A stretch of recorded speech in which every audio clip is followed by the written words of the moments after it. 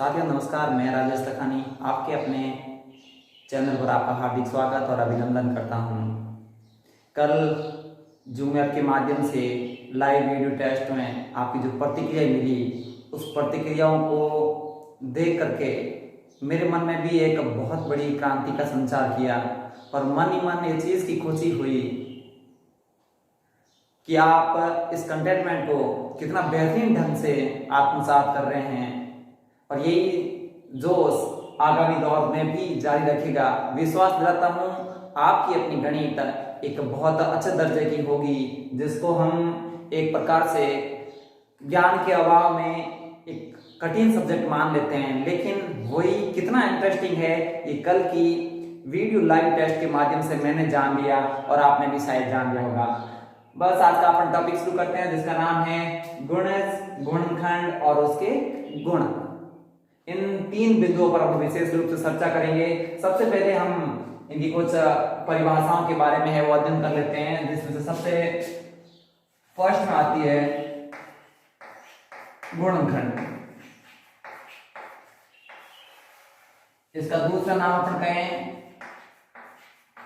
तो अपवर्तक भी कह सकते हैं और कई बार प्रश्नों में इसे गुणक के नाम से भी जाना जाता है। अब सबसे पहले अपन जानेंगे कि गुणनखंड कहते किसे हैं, अपवर्तक कहते किसे हैं या फिर गुणक किसे कहते हैं।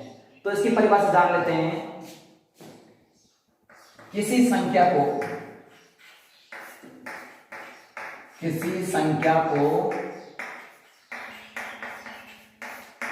पूर्णतः विभाजित करने वाली संख्या।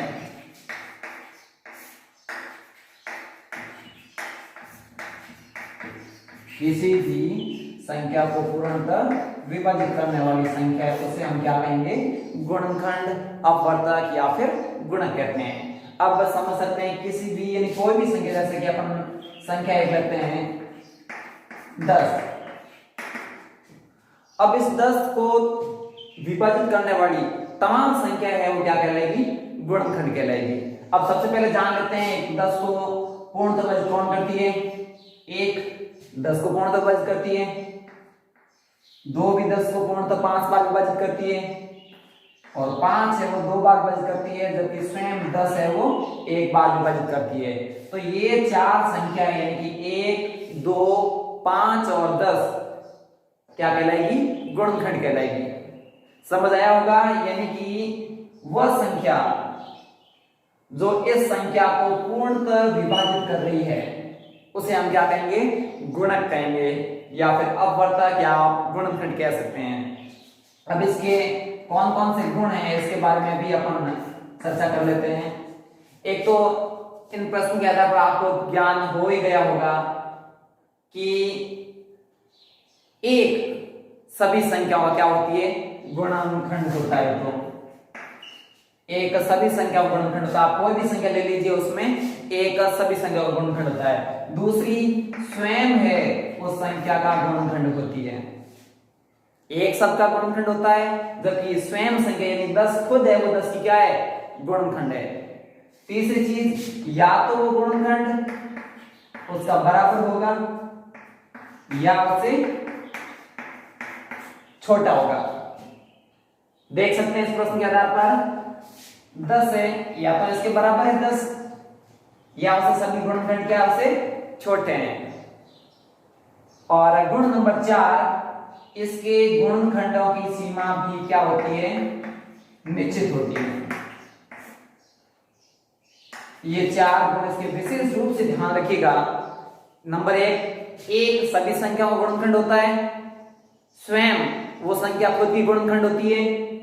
गुणनखंड या तो उस संख्या के बराबर होगा या फिर उससे छोटा होगा और गुणनखंडों की संख्या भी इसकी निश्चित होती है। जैसे एक और उदाहरण दे सकते हैं, जैसे कि संख्या आपने ली 24। अब एक तो कौन सी? एक सबका होती है, सबका गुणनखंड होता है एक। दूसरा, इसकी संख्या पर निश्चित होती है। कैसे होती है वो जानते हैं। 2 का भाग 24 से बराबर जा रहा है, 3 का भाग भी जा रहा है क्योंकि इन दोनों का योग कितना हो रहा है? 6 हो रहा है। ये विभाजिता के नियम में जाना था। 4 का भाग भी जा रहा है, 6 का जा रहा है, 8 का जा रहा है, 12 का जा रहा है और 24 का जा रहा है। वापस इसको समझ सकते हैं, स्वयं है वो संख्या गुणनखंड, देखिए 24 स्वयं से गुणनखंड है, एक सभी संख्या गुणनखंड होती है। अब इसकी संख्या क्या होती है, निश्चित होती है, 1 2 3 4 5 6 7 और 8। 24 के निश्चित 8 ही गुणनखंड होते हैं, न तो 7 हो सकते हैं और न ही 9 हो सकते हैं। यदि आप 24 के गुणनखंड में 7 लिख देते हो तो भी आप अपने स्तर पर क्या है, गलत है।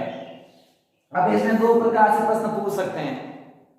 नंबर एक पूछ लिया कि 30 के कौन कौन से गुणनखंड है, 30 के कौन कौन से गुणनखंड है, तो अपना उत्तर हो जाएगा 1 2 3 5 6 10 15 और 30।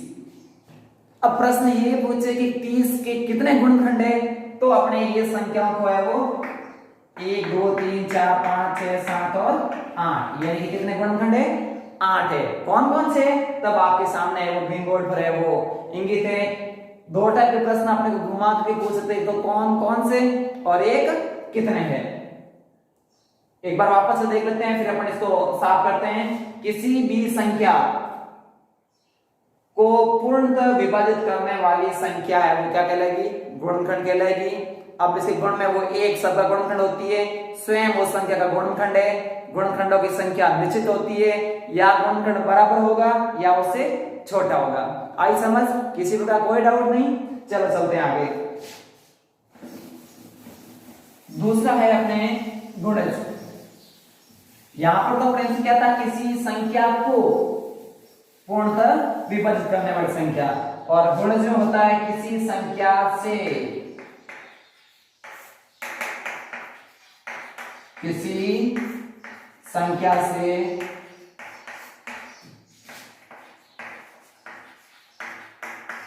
पूर्णतः विभाजित होने वाली संख्याएं,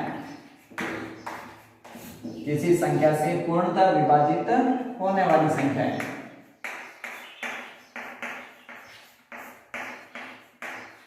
उसे हम क्या कहेंगे, गुणज कहेंगे।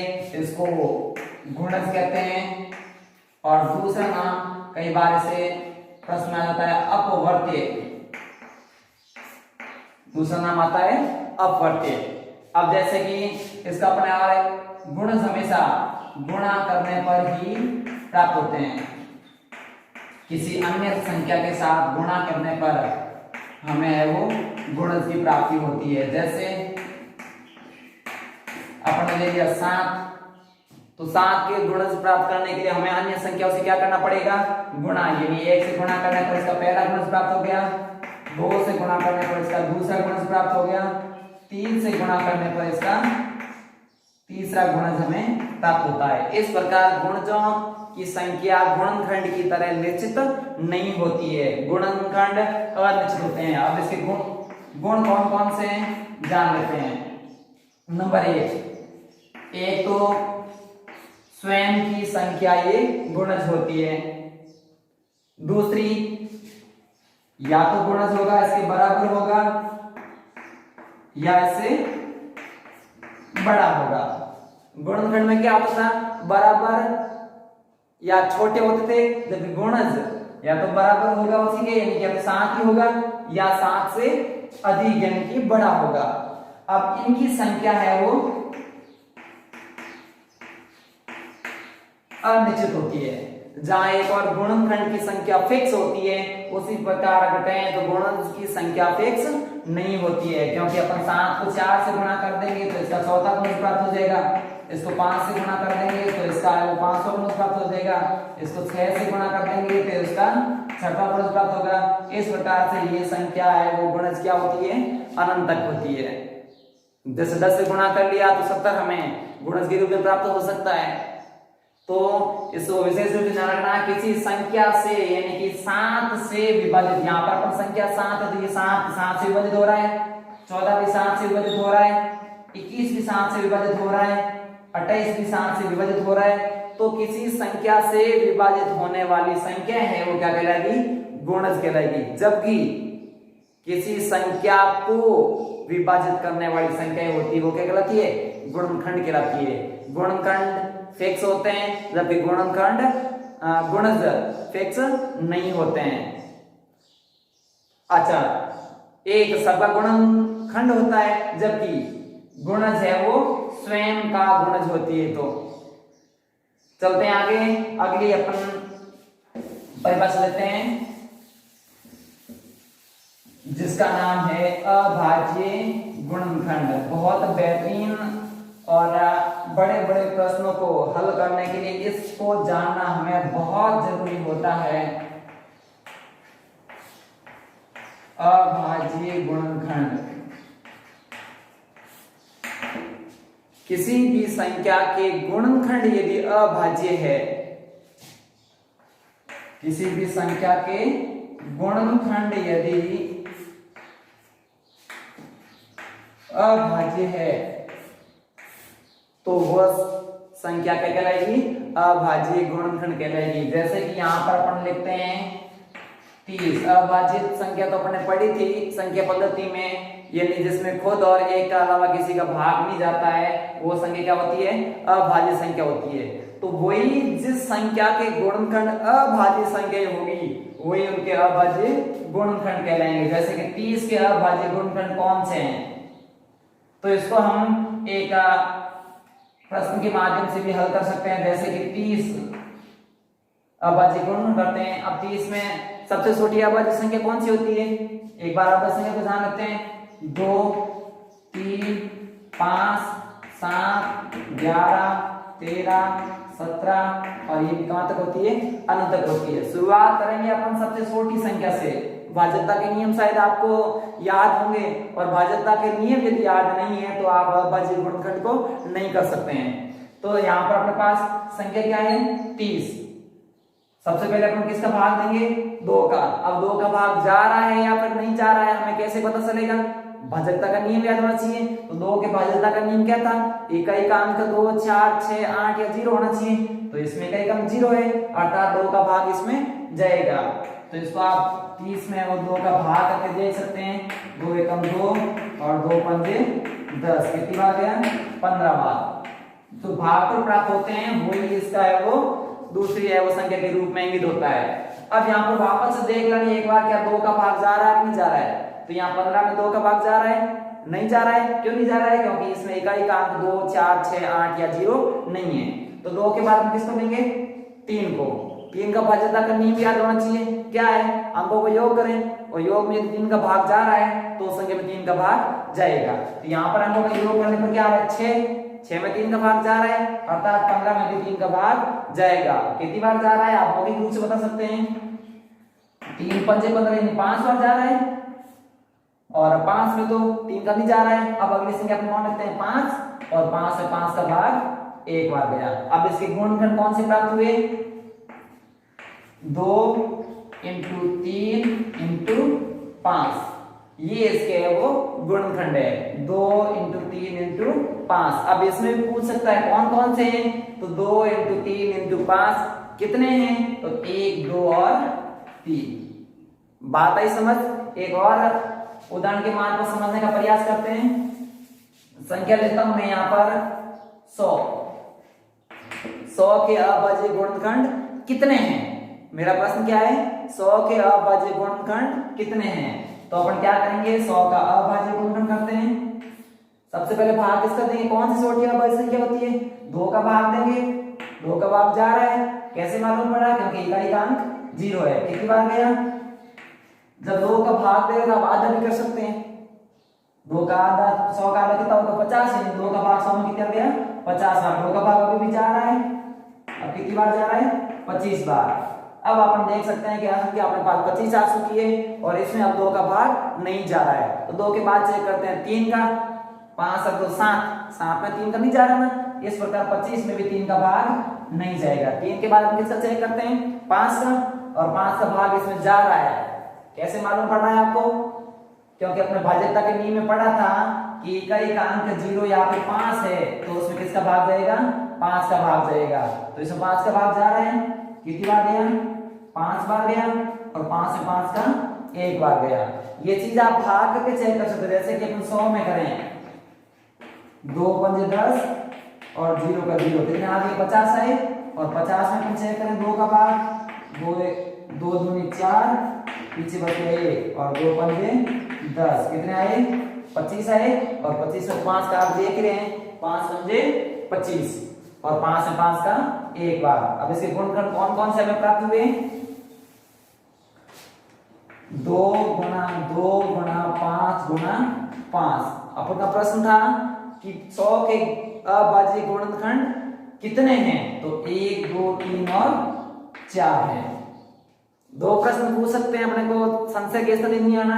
ये पूछ ले कि 100 के गुणनखंड कौन कौन से हैं, 100 के गुणनखंड कौन कौन से, तो घबराने की बिल्कुल भी जरूरत नहीं है, गुणनखंड लेने हैं। तो गुणनखंड एक सब का गुणनखंड होती है, 2 का भाग किसमें जा रहा है, 3 का भी जा रहा है, 4 का भाग जा रहा है 25 बार, 5 का भी जा रहा है, 10 का जा रहा है, 20 का जा रहा है, 50 का जा रहा है और 100 का जा रहा है। यानी 1 2 3 4 5 6 7 और 8 और एक 25 का भाग भी जा रहा है।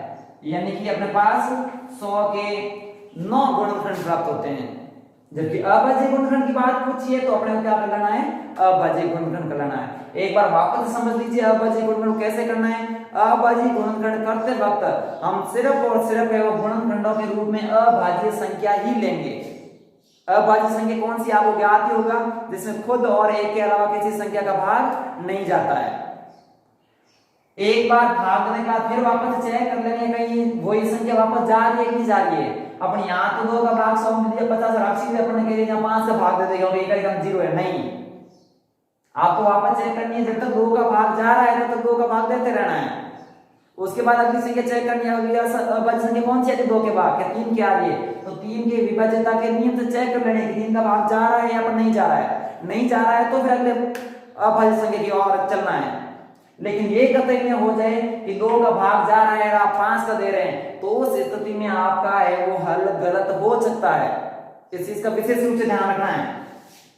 तो समझ आ गई होगी अभाज्य गुणनखंड कहते कैसे हैं, तो जिस संख्या के सभी गुणनखंड अभाज्य हो उसे अभाज्य गुणनखंड कहते हैं। अभाज्य गुणनखंड में सभी जो गुणनखंड होंगे वो कैसी संख्या होगी, अभाज्य संख्या ही होगी। चलते हैं अगले बिंदु की ओर। अगला बिंदु है अपना सार्वगुणनखंड।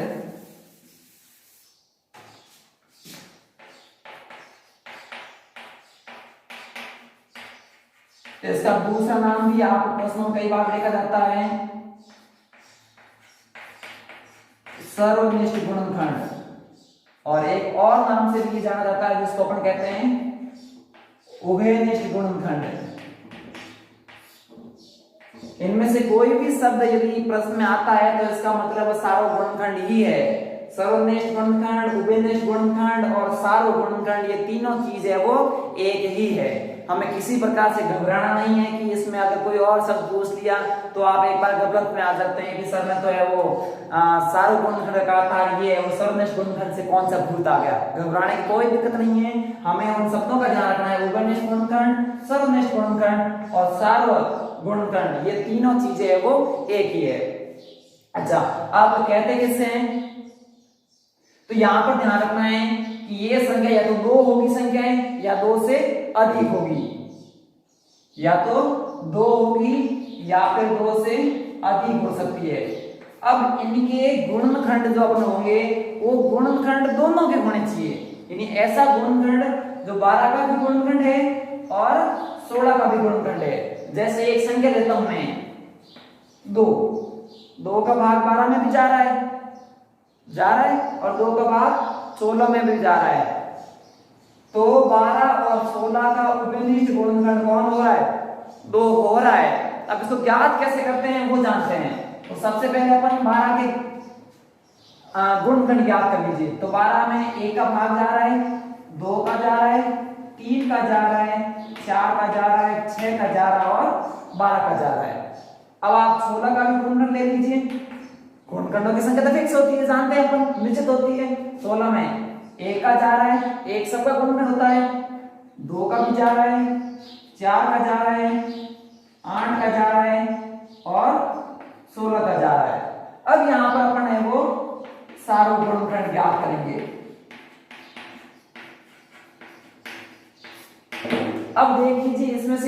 कौन सा गुणनखंड है वो दोनों में है, एक दोनों में है, दो भी दोनों में है। अब आगे अपन चेक करें तो अपना कोई भी गुणनखंड दोनों में नहीं आ रहा है। तो 12 और 16 का सर्वनिष्ठ, उभयनिष्ठ या सार्व गुणनखंड कौन कौन है? 1 और 2 है। कितने हैं? तो ये 2 है। अब 2 से अधिक संख्या भी हो सकती है, जैसे कि मैं यह संख्या लेता हूं 18, 20 और 26। 2 हो सकती है, 2 से अधिक भी हो सकती है। तो अब इसका कहते हैं कि आप उभयनिष्ठ गुणनखंड ज्ञात कीजिए। 2 प्रश्न पूछ सकते हैं इसमें भी, कौन कौन से उभयनिष्ठ गुणनखंड है और कितने हैं। तो अपन सबसे पहले इसके गुणनखंड ज्ञात कर लेते हैं, और गुणनखंड ज्ञात करने के बाद हमें इसके उभयनिष्ठ गुणनखंड निकालना होता है। 20 में चेक करें, 1 का जाता है, 2 का जाता है, 4 का, 5 का, 10 का और 20 का।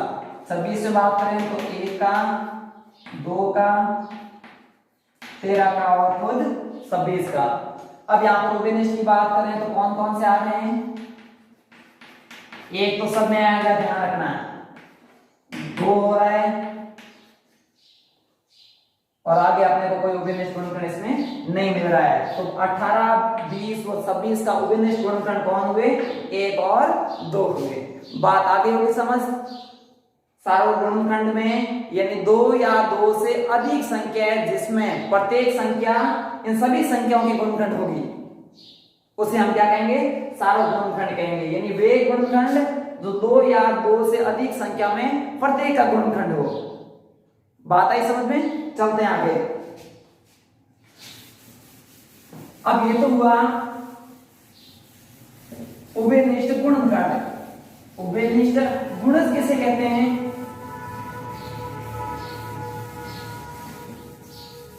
उसके बारे में अपने को चर्चा कर लेते हैं।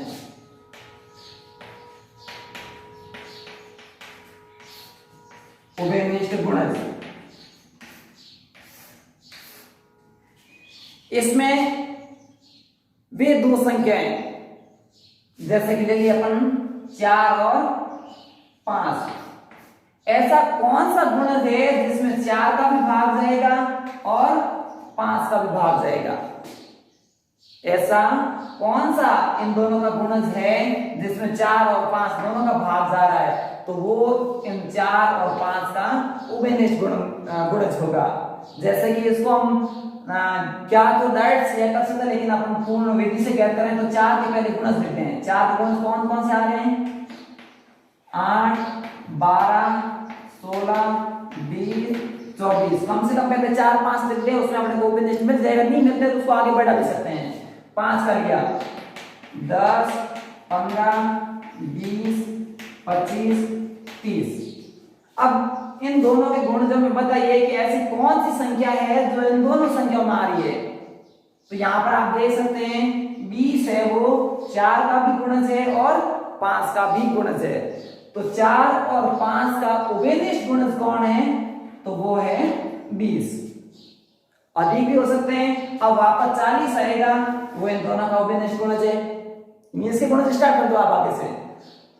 60 आएगा, वो इन दोनों का उभयनिष्ठ गुणज है। इसकी संख्या है वो निश्चित नहीं होती है। उभयनिष्ठ गुणनखंड तो निश्चित होते हैं, जबकि उभयनिष्ठ गुणज निश्चित नहीं होते हैं, क्योंकि गुणज भी अपने आप में अनिश्चित है। अगर गुणनखंड निश्चित है तो उभयनिष्ठ गुणनखंड भी संख्या भी निश्चित होगी। अगर गुणज भी निश्चित नहीं है तो यहाँ पर उभयनिष्ठ गुणज भी निश्चित नहीं होंगे। मेरे ख्याल से किसी प्रकार की यहाँ तक कोई दिक्कत नहीं आई होगी। इन परिभाषाओं को यदि आप पूर्ण रूप से समझ पाए अच्छे से और अपने भीतर समझ स्थापित की है तो कल की प्रश्न बैंक में वादा करते हैं कि आप हर एक प्रश्न का बहुत अच्छे तरीके से वो उत्तर देने का वादा रखेंगे। अपने भीतर भी जोश आएगा, और जब अगले साप्ताहिक अपने टेस्ट में लौटेंगे तो आपकी प्रतिक्रियाएं और उत्तर देने के ढंग को देखकर मेरे मन में भी एक नई क्रांति का संसार होगा। तो लौटते हैं कल एक और उम्दा प्रश्न बैंक कालांश के साथ। तब तक दीजिए इजाजत। नमस्कार।